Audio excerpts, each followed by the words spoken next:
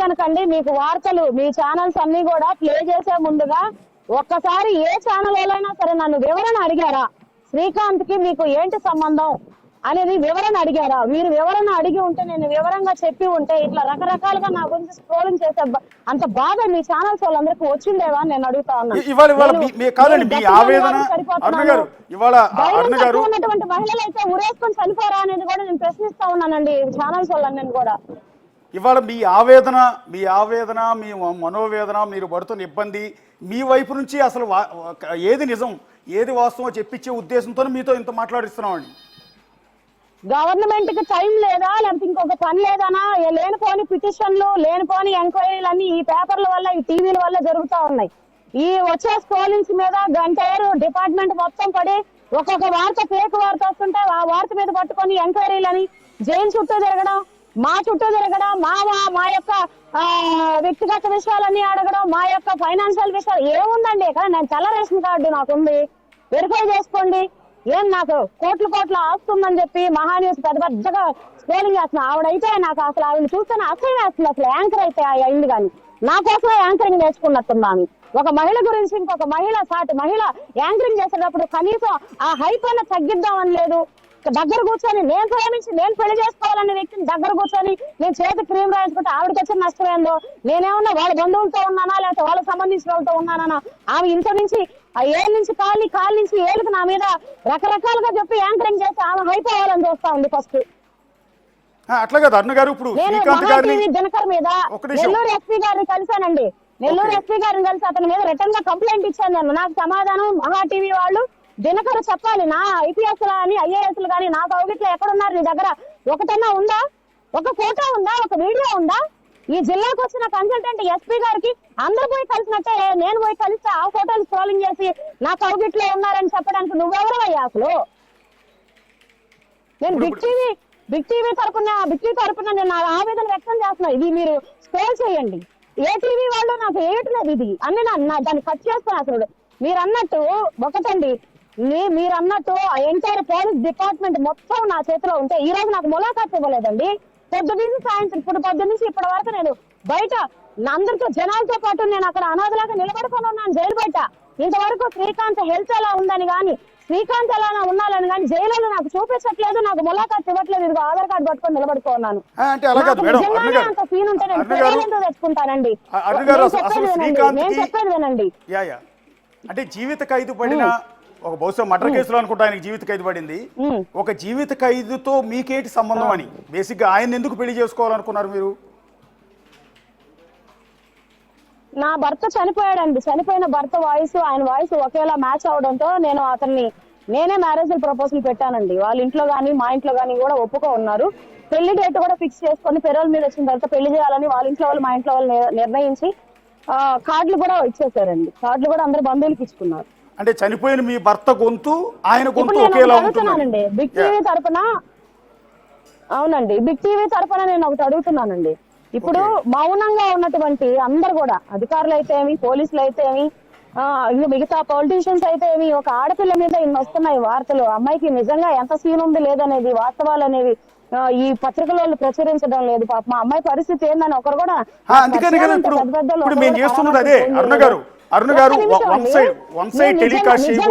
నిజంగానే ఒక నిమిషం నేను ఈ ఒక్క లైన్ చెప్పనివ్వండి.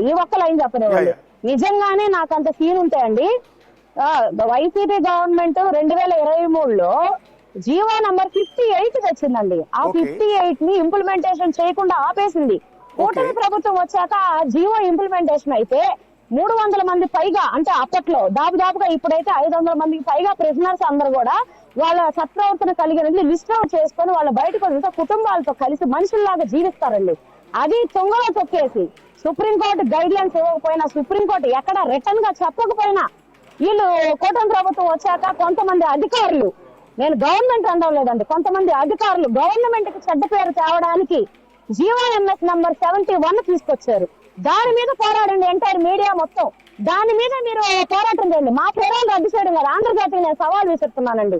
జీవో నంబర్ 71 సుప్రీంకోర్టు ఎక్కడ రిటర్న్ గా చెప్పింది అని మీరు గవర్నమెంట్ ని క్వశ్చన్ చేస్తూ మీ మెయిన్ పేపర్ లో రాయండి. 45 లక్షలు 50 లక్షలు ఇస్తే గానీ రాయరటండి మెయిన్ పేపర్ లో. నా గురించి ఎందుకు అనవసరంగా టైం వేస్ట్? 500 మంది ప్రిజనర్ జీవితాల్లో మీరు వెలుగులు నింపుల వాళ్ళు అవుతారు. జీవోఎంఎస్ నంబర్ 71 మీకు దమ్ము ఉంటే రద్దు చేయమని అడగండి. నేను ఈరోజు ఛాలెంజ్ చేస్తున్నాను ఏబిఎన్ వాళ్ళకి, ఆంధ్రజ్యోతి వాళ్ళకి. ఈ దేశం మీడియా వాళ్ళందరూ కూడా జీవోఎంఎస్ నంబర్ 71 ఎవరు చెప్తే తీసుకొచ్చారు, గవర్నమెంట్ కి ఎందుకు చెడ్డ పేరు తీసుకొచ్చే విధంగా అట్లాంటి జీవో తీసుకొచ్చారు, ప్రిజనర్స్ అందరూ మీకు ఏం అన్యాయం చేశారు అనేది ఆ యొక్క జీవోఎస్ నంబర్ 71 తీసుకొచ్చిన అధికారుల్ని, జైల్ డిపార్ట్మెంట్ ని, ఇంకొక డిపార్ట్మెంట్ ని అడగండి. మీకు దమ్ముంటే జీవోఎస్ నంబర్ 71 రద్దు చేయండి. ఏబిఎన్ లోగాని వాళ్ళ ఆంధ్రజ్యోతి పేపర్ ని ప్రెసిడెంట్స్ కుటుంబాలన్నిటికీ డైలీ నేనే వాళ్ళకి వేయమని చెప్పి నేనే తీసుకెళ్లి ప్రమోషన్ ఇస్తాను. వాళ్ళ పూజ గదుల్లో మీ యొక్క లోగో పెట్టిస్తాను, పూజలు చేస్తారు రోజు. అరుణ్ గారు, మీ ఆవేదన నాకు అర్థమవుతుంది. మీరు ఇందాక ఒక మాట అన్నారు, వన్ సైడెడ్గానే టెలికాస్ట్ చేస్తున్నారు, కనీసం నా వాదన కూడా వినట్లేదని. ఇవాళ బిగ్ టీవీ తరఫున మేము చేస్తున్నది అదే. అందుకనే మీరు కోవూరు నుంచి బయలుదేరి నుంచి అప్పటి నుంచి ఇక్కడ జైలు దగ్గరికి వచ్చే వరకు మా రిపోర్టర్ సురేందర్ మీకు ఫోన్ల మీద ఫోన్లు చేస్తూనే ఉన్నాడు. ఎందుకు అంటే మీ వాయిస్ వినిపించాలండి. నిన్న కూడా మీ ఇంటికి రావడానికి మీలాగా అర్థం చేసుకునే వాళ్ళు ఉంటే, మీలాగా చేసే వాళ్ళు ఉంటే ఏ ఛానల్ కైనా నేను సపోర్ట్ చేస్తానండి. నా బాధ, నా ఆవేదనే కాదు, ప్రిజనర్స్ కి జరుగుతున్న అన్యాయాలు కూడా చేస్తాను. నేను గవర్నమెంట్ ఎప్పుడు నిందించలేదండి. ఎందుకంటే నేను అటు వైసీపీ ఇటు టీడీపీ పార్టీని ఇంక్లూడ్ చేయట్లేదండి. నేను నలుగురు కోసం మంచి కోరుకునేదాన్ని. ఏ ఆడపిల్ల కూడా ఒక ప్రిజనర్ ని పెళ్లి చేసుకోవాలనుకోదండి. అప్పుడే నా మనసు ఏంటనేది మీడియా మొత్తం మీరు అర్థం చేసుకోవాలి. తప్పకుండా ప్రిజనర్స్ కి అన్యాయం చేసే జీవో మీద ఏ ఛానల్ అయినా నేను రిక్వెస్ట్ చేస్తున్నానండి, ఏ ఛానల్ అయినా సరే జీవోఎంఎస్ నంబర్ 71 మీద మీరు పోరాటం చేసి రద్దు చేయండి. నేను మీకు రుణపడి ఉంటాను. ఆ జీవోఎంఎస్ నంబర్ 71 వచ్చిన తర్వాత ప్రిజనర్స్ కుటుంబాలన్నీ కూడా ఇదే జైల్లో చంద్రబాబు నాయుడు గారికి ఒక ప్రిజనర్ వీరాభిమానండి. జగన్ గారి గవర్నమెంట్ పోవాలి, చంద్రబాబు నాయుడు గారి గవర్నమెంట్ రావాలని రోజు ఇదే జైల్లో పూజలు చేసినటువంటి ఆ ప్రిజనరు మొన్న జీవోఎంఎస్ నంబర్ 71 రాగానే ఆ చంద్రబాబు నాయుడు గారి ఫోటో జైల్లో దహనం చేసినటువంటి సంఘటన కూడా లోపల జరిగిందండి. ఇంకొక ప్రిజనర్ గొంతు కోసుకున్నాడండి. ఇంకొక ప్రిజనర్ మనస్తాపానికి గురై పారిపోయారండి. ఇలాంటి అన్యాయాలు ఈ గోడల వెనక ఎన్ని జరుగుతున్నాయో ఇంటెలిజెన్స్ వాళ్ళు నిద్రపోతున్నారో గవర్నమెంట్ తెలియపరచకుండా నేను అడుగుతా ఉన్నానండి. ఈ రోజు శ్రీకాంత్ కి ఇంటర్వ్యూకి ఎవరు వచ్చారు, శ్రీకాంత్ ఇంటర్వ్యూకి ఎంతమంది వచ్చారు, ఎంతసేపు మాట్లాడుతున్నారు, ఆవిడ అసోసియేట్ మెయింటైన్ చేస్తున్నారు, ఈయన అసోసియేట్ మెయింటైన్ చేస్తున్నారు. మా మీద పడ్డం కాదండి, మీరు న్యాయం చేయండి. ఇప్పుడు సత్ప్రవర్తన జైలు శాఖ అనేది దానికి ప్రిజనర్స్ కి కాపలా ఉంటూనే వాళ్ళ సత్ప్రవర్తనగా తీసుకొచ్చేటువంటి పనితనం జైలు శాఖ కండి. అది ఇక్కడ జరగడం లేదు. వాళ్ళని హింసించడం, వాళ్ళని క్రూరత్వంగా వాళ్ళకి ఏమి కూడా సదుపాయాలు అందించకపోవడం, హెల్త్ ఆస్పిరెంట్స్ ఉంటే ఒక ప్రిజనర్ పారిపోయాడు. నేను అడుగుతున్నాను జైలు డిపార్ట్మెంట్ వాళ్ళని, ఆ ప్రిజనర్ ఎందుకు పారిపోయారో మీకు నిజం తెలియదా? అతనికి గడ్డ అనేది పైన వస్తే ఆ గడ్డకి మీరు ట్రీట్మెంట్ అందించకుండా అతనికి ఆపరేషన్ పంపించకుండా మీరు హింస పెట్టింది నిజం కాదని రిక్వెస్ట్ చేస్తున్నానండి. నంబర్ 71 తీసుకొచ్చి మీరు రికార్డు సృష్టించండి. నేను మీకు 100 టెంకాయలు కొడతాను అయినా సరే. అది కాదండి, ఇప్పుడు నెల్లూరు జైల్లో ఉన్న ఖైదీలు వాళ్ళు పడుతున్న బాధలు, వాళ్ళు చేస్తున్న నిరసనలు, ఇంతటి సబ్జెక్ట్ మీకు ఎట్లా అంటే, ఐ మీన్ మీరు ఆ జైల్లో ఖైదీగా ఉండలేదు, లోపల ఖైదీల గురించి మీకు ఎట్లా సంబంధం? ప్రిజనర్స్ కుటుంబాలు గాని నేను శ్రీకాంత్ కు ములాఖాత్కి వచ్చినప్పుడల్లా ప్రిజనర్స్ యొక్క వైఫులు కానియచ్చు, తల్లులు కానియచ్చు. నాకు మహిళల బాధలు అంటే ఇంట్రెస్ట్ అండి. నేను మహిళల తరపున పోరాడడానికి ఎప్పుడు ఇంట్రెస్ట్ గా ఉంటాను. వచ్చిన తర్వాత ఏడ్చుకుంటూ వస్తుంది. నేను అడుగుతాను వాళ్ళని. అడిగినప్పుడల్లా వాళ్ళు బాగా చెప్తున్నారు, మా ఆయన ఇలా బాధలు పడుతున్నారండి, నా కొడుకు ఇలా గొంతుకు వస్తున్నాడమ్మా, నా కొడుకు మన చంద్రబాబు నాయుడు గారి ఫోటో దహనం చేశాడమ్మా, దానివల్ల జైలు ఏమన్నా కొడతారేమోనమ్మా అని నాకు వాళ్ళ బాధలు వ్యక్తపరుస్తున్నారండి. ఇక్కడ చూస్తే ములాఖాతులకు వచ్చిన పరిస్థితి మీరు ఒకసారి చూడండి. నిన్న బయటకు వచ్చిన వీడియో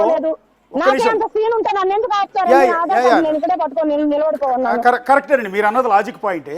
నిన్న బయటకు వచ్చిన వీడియోలో చాలా అసభ్యత ఉందని, ఒక పెరోల్ మీద వచ్చిన ఒక జీవిత ఖైదీతో ఒక మహిళ వెళ్ళి ఆలింగనం చేసుకోవటం, హగ్ చేసుకోవటం, అతని చేత మసాజ్ చేయించుకోవడం లేదా క్రీమ్ రాయించుకోవటం, దీని మీద సోషల్ మీడియాలో మీ మీద చాలా నెగిటివ్ ట్రోలింగ్ జరుగుతుంది.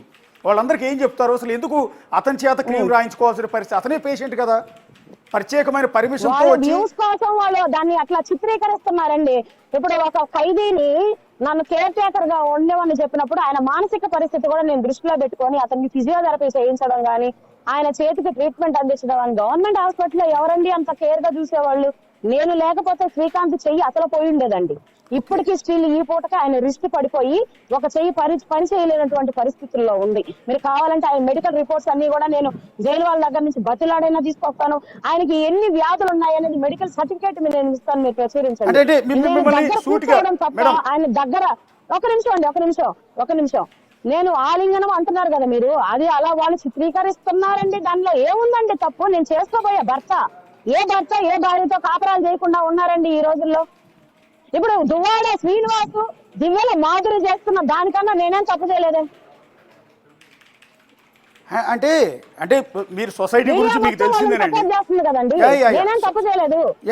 అంటే ఇప్పుడు ఒక మీరు కావాలి అనుకుంటే, మీరు భర్త చనిపోయారు, మీకు బిడ్డ ఉన్నట్టున్నారు, బేసిక్గా మీరు కావాలి అనుకుంటే మిమ్మల్ని పెళ్లి చేసుకోవడానికి చాలా మంది క్యూలో ఉంటారు. అలాంటిది ఒక జీవిత ఖైదు పడిన వ్యక్తిని, అనేక వ్యాధులు ఉన్నాయని మీరే చెప్తున్నారు, ఇన్ని వివాదాల్లో ఉన్న వ్యక్తి, వ్యాధులు ఉన్న వ్యక్తిని ఎందుకు ప్రేమిస్తున్నారు, ఎందుకు పెళ్లి చేసుకోవాలనుకుంటున్నారు? అంటే జనానికి క్లారిటీ ఇవ్వడం కోసం ఒక్కసారి నేను 2022లో అప్పటి వరకు కూడా నాకు అసలు ఏ ఉద్దేశం లేదండి. నేను అప్పుడు నిర్ణయం తీసుకున్నాను, ఆ నిర్ణయానికి కట్టుబడి ఉంటాను. మాట తప్పే వ్యక్తిత్వం నాది కాదండి. నేను ఆ మనిషి జీవితాన్ని నా జీవితంలోకి తెచ్చుకొని మేము హ్యాపీగా నెల్లూరు వదిలిపెట్టేసి వెళ్ళిపోయేసి మేము ఎక్కడన్నా బతకాలి, జీవించాలని మంచి ఉద్దేశంతో ఉన్నాను. నేను అందరిని కూడా రిక్వెస్ట్ చేస్తున్నాను, మీడియాని కానీ, పోలీసు వాళ్ళని కానీ, గవర్నమెంట్ ని కానీ, నా ప్రేమను బతికించండి. ఇంతకు మించి నేనేం చెప్పలేనండి. లేనిపోని అన్ని ఎవరెవరి మాటల్లో ఎవరెవరి ప్రలోభాలతో లొంగిపోయి లేనిపోని అన్ని మీరు స్క్రోలింగ్ లేసి లోపల ఉన్నటువంటి అతన్ని నన్ను బయట హత్యకు గురి చేసే విధంగా అయితే చేయబోకండి. ఆల్రెడీ మీరు ఈ పేపర్ లో స్క్రోలింగ్ అన్ని చేసి మమ్మల్ని హత్య చేసినట్టు మేము భావిస్తా ఉన్నాం. మానసికంగా చచ్చిపోతున్నాం అండి.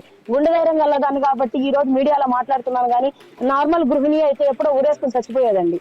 మీరు ఒక ఇండిపెండెంట్ అభ్యర్థిగా పోటీ చేశారు కదండి గత ఎన్నికల్లో. సూళ్లూరుపేట స్వతంత్ర అభ్యర్థిగా డైమండ్ గుర్తుపై నిడుగుంటారున స్వతంత్ర అభ్యర్థిగా మీ ముందుకు వస్తుంది, ఆశీర్వదించండి. బ్యాలెట్ వరుస సంఖ్య 7. మీరు రిలీజ్ చేసిన పోస్టర్ కూడా నా దగ్గర ఉంది. అంటే ఒక సాధారణమైన మహిళ అంటూ ఉన్నారు, నేను కూడా దాన్ని యాక్సెప్ట్ చేస్తున్నాను.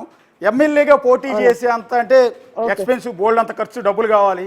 మీ ఇవాళ రేపు కోట్ల రూపాయల డబ్బు లేకుండా ఎన్నికల్లో పోటీ చేయడం గెలవడం సాధ్యం కాదు. మరొక సామాన్యమైన మహిళ నిడిగుంటారు గారు ఎమ్మెల్యేగా ఎట్లా పోటీ చేశారు అని. నేను చేసింది స్వతంత్ర అభ్యర్థిగా అండి. నేను ఎంత మాత్రపు ఖర్చు పెట్టానని నేను ఎక్స్పెండిచర్ కూడా రిటర్న్ గా చూపించాను.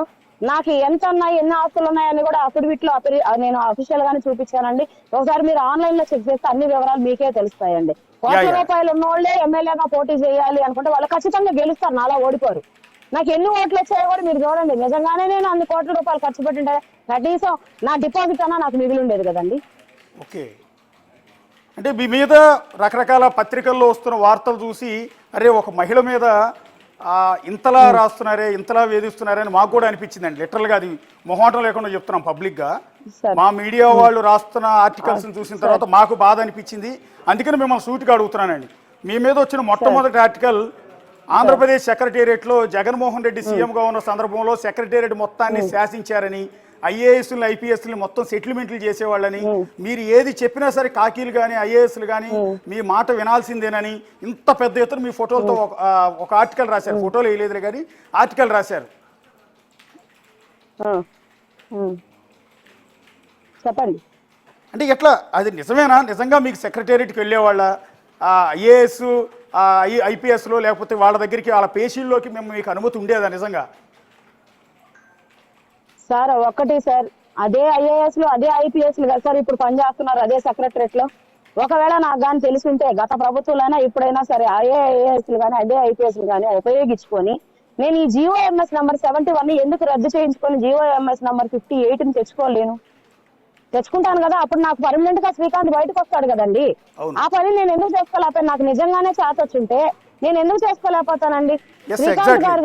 శ్రీకాంత్ గారి తండ్రిని తీసుకొని నేను సెక్రటరేట్కి వెళ్ళానండి. నేను చెప్తున్నాను, సెక్రటరేట్ కి నేను 2 సార్లు శ్రీకాంత్ గారి తండ్రిని తీసుకొని వెళ్ళాను. ఎందుకంటే ఆయనకు 74 ఇయర్స్ అండి. 74 ఇయర్స్ లో ఆయన ట్రావెలింగ్ బస్సుల్లో కానీ ట్రైన్ లో కానీ చేయలేనని నేను దగ్గరుండి తీసుకెళ్లానండి. తీసుకెళ్లిన తర్వాత మేము వెళ్ళిన తర్వాత ప్రిన్సిపల్ సెక్రటరీ గారు పేషీలో లేరండి. మేము తీసుకోపోయినటువంటి అర్జీని ఆ సెక్షన్ లో ఇచ్చి మేము రిసీవింగ్ ఫామ్ తీసుకొని మాత్రమే వచ్చేసామండి. వచ్చేసిన తర్వాత ఆ అర్జీలో మేము కోట్ చేసిన విషయం ఏంటంటే అండి, జీఓఎంఎస్ నంబర్ 4 లో రూల్ నెంబర్ 23 ప్రకారం నా కొడుకు ఎలిజిబిలిటీ లేదని మీరు మెమో ఇచ్చారండి, రిజెక్షన్ చేసి పెరోలు. కానీ నా కొడుకు ఎస్కేప్ తర్వాత వాలంటీర్ సరెండర్ అయ్యారండి. వాలంటీర్ సరెండర్ అయిన తర్వాత కూడా ఆయన 3 సార్లు పరోల్ మీద పెరోల మీద వచ్చి వెళ్ళారు. గుడ్ కండక్ట్ తో వెళ్ళాడని చెప్పేసి అన్ని కూడా మేము వాళ్ళకి సబ్మిట్ చేసామండి అర్జీతో పాటు. ఆ రిప్రజెంటేషన్ ని గవర్నమెంట్ యాక్సెప్ట్ చేసి మాత్రమే మాకు పెరోల్ శాంక్షన్ చేసిందండి. దీనిలో ఎవరు చక్రం తిప్పింది కానీ, ఎవరు ఇన్ఫ్లుయెన్స్ ఉపయోగించింది కానీ లేదండి. ఓకే. రకరకాల కథనాలు చెప్తున్నాను కదండి, ఛానల్స్ వాళ్ళ వ్యూస్ కోసం, వాళ్ళ మెహర్బానీ కోసం వేసుకుంటున్నారు తప్ప ఇంకోటి ఏంటంటే నాకు ఫ్రీ పబ్లిసిటీ. నేను ఎవరికి అంతకుముందు ఫేస్బుక్ లో 1000 మందికో లేకపోతే ఇన్స్టాగ్రామ్ లో నేను ఏదో రీల్స్ చేస్తాను తమాషాకి, నా మానసిక ఉల్లాసానికి అలా 1000 మందికో 2000 మందికి తెలుసుంటాయేమో కానీ అండి ఇప్పుడు ఎంటైర్ స్టేట్ మొత్తం తెలియపరిచారు. ఆంధ్రజ్యోతి వాళ్ళకి నేను రుణపడి ఉన్నానండి. అందరూ కూడా సానుభూతి పరులు ఎవరు కూడా నాకు ఫోన్ కూడా చేయలేదండి. మీకు లైవ్ లో జనాలందరూ ఇంతమంది చూస్తున్నారు, ఇప్పుడు లైవ్ లో ఉన్నాం మనం. లైవ్ లో ఒక వాస్తవం చెప్తున్నాను. ఒక పత్రికలో మీ గురించి ఇంత పెద్ద ఆర్టికల్ వచ్చిన తర్వాత ఎవరి మహిళ అని మేము కూడా ఎంక్వైరీ చేసాం. నిజంగా అంత సినిమా ఉంటుందా, అటు వైసీపీ హయాంలో ఇంత టీడీపీ హయాంలో ఈ విధంగా చక్రం తిప్పే పరిస్థితి ఉంటుందని మేము కూడా ఆరాధీశాం. ఎంటైర్ సెక్రటేరియట్లో 2019 నుంచి 2024 వరకు మళ్ళీ కూటమి ప్రభుత్వం వచ్చిన తర్వాత ఇప్పుడు పనిచేస్తున్న రిపోర్టర్లందరితో మాట్లాడాం మేము. నిజంగా ఆ మహిళ వచ్చి ఇంత పేషీలన్నీ తిరిగి హడావిడి చేసి లాబింగ్ చేసేదని అడిగినప్పుడు వాళ్ళందరూ అసలు మీరు ఎవరో తెలియదని చెప్పారు. అసలు మిమ్మల్ని ఎప్పుడు చూడలేదని చెప్పారు వాళ్ళెవరు. పబ్లిక్ గా చెప్తున్నారండి, నన్ను ఈ రోజు పాపులర్ చేశారు. మీరు ఎవరో తెలియదని చెప్తున్నారు. వాళ్ళు నాకు ఆశ్చర్యం అనిపించింది. మీలా ఎంక్వైరీ చేయలేదండి, మీలా ఎంక్వైరీ చేయకుండా ఒక మహిళ దొరికేసింది. ఆ మహిళని మేము ఇష్ట ప్రకారం వంకరగా చిత్రీకరించేసి ఆమెను పరువు తీసేసి మానసికంగా చంపేస్తే పోనని ఛానల్స్ వాళ్ళందరూ పని కట్టుకున్నారండి. నేను అందరిని అనడం లేదు కానీ మహాన్యూస్ వాళ్ళని అయితే మాత్రం పబ్లిక్ అంటానండి. అంటే ఇందులో ఏమైనా కాన్స్పిరసీ కనిపిస్తుందా? ఎందుకంటే మొదట శ్రీకాంత్ పెరోల్ మీద ఇంత పెద్ద ఆర్టికల్ వచ్చింది ఒక పత్రికలో. ఆ పత్రిక పేరు నేను చెప్పకూడదు. ఇంత పెద్ద ఆర్టికల్ వచ్చింది. ఒక ఇల్లీగల్ గా పెరోల్ మీద బయటకు వస్తున్నాడు శ్రీకాంత్, అతను పెరోల్ రద్దు చేయాలన్నట్టుగా ఇంత పెద్ద ఆర్టికల్ శ్రీకాంత్ మీద వచ్చింది. కట్ చేసి అది వచ్చిన వారం 10 రోజులకేమో మీ మీద ఒక ఆర్టికల్ వచ్చింది. ఏంటి దీనికి దానికి ఏమైనా లింక్ ఉందా? ఆ తర్వాత అతను పెరోల్ రద్దు అయింది. దీనికి దానికి ఏమైనా లింక్ ఉందా? అంటే ఏమైనా కాన్స్పిరసీ జరిగింది? ఆ రోజే సార్ ఆంధ్రజ్యోతిలో వచ్చిన ఆర్టికల్ ప్రకారమే ఆ గంటల వ్యవధిలోనే పెరోల్ గవర్నమెంట్ క్యాన్సిల్ చేసిందండి. ఒక పేపర్ లో వచ్చిన వార్తను బేస్ చేసుకొని పెరోల్ క్యాన్సిల్ చేయడం అనేది హోంశాఖ చరిత్రలోనే మొట్టమొదటి కేసు ఏమోనండి. మీరు ఎంక్వైరీ కూడా చేయండి.